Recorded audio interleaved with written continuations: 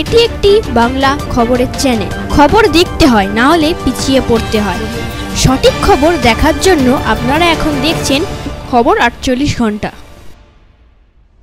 পশ্চিমবাংলা 6টি বিধানসভা উপনির্বাচনের ফলাফল শনিবার ঘোষণা হয়। সেই সম্বন্ধে সিপিআইএম নেতা সুজন চক্রবর্তী বারুইপুর পদ্মপুকুরে সিপিআইএম পার্টির কার্যালয়ে সামনে দাঁড়িয়ে সাংবাদিকদের মুখোমুখি হয়ে কী বলেছেন তা শুনুন একমাত্র খবর 48 ঘন্টার পর্দায়।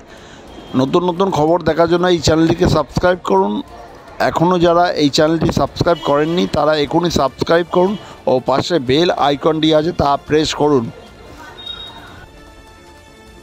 আরজিকর ইস্যু তো নির্বাচনী ইস্যু নয়, বা নির্বাচনের জন্য আমরা আরজিকর প্রতিবাদে সবাই সামিল হয়েছে রাজ্যের মানুষ, এটা ভুল ভাবা হবে। কিন্তু এটা ঠিক যে আরজিকর আন্দোলন বুঝিয়ে দিয়েছে রাজ্যের মানুষের মনোভাবটা কি। সেই মনোভাবটা নির্বাচনে প্রতিফলিত হবে কিনা তা তো অনেক কিছুর উপর নির্ভর করে।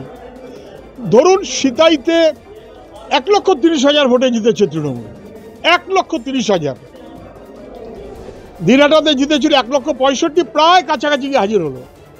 এই যে হারোয়াতে বোধহয় 1,60,000 না কি একটা ভোটে জিতেছে। এগুলোকে যদি ভোট হিসেব করেন ভালো, তৃণমূল দারুণ জিতছে। কিন্তু এগুলো যে ভোট নয়, জল এবং জলের মধ্যে দুধ, দুধের মধ্যে জল না, এটা তো না বোঝার কোনো কারণ নেই। সর্বোচ্চ আপনি তাই দেখতে পাচ্ছেন, 70%, 78%, 82%। এই পার্সেন্টেজের অঙ্ক যারা বেশি করছে এবং দারুণ তৃণমূল জিতছে বলে মনে করছে, তারপর তারা তৃণমূলের রোজ কে কত ভোট জিতিয়েছে, তার ক্ষমতা কেন কম, ওই মারামারি আর গুতোগুতি সারা বছর ধরে করবে। অপেক্ষায় থাকুন, এটা না বোঝার কোনো কারণ নেই।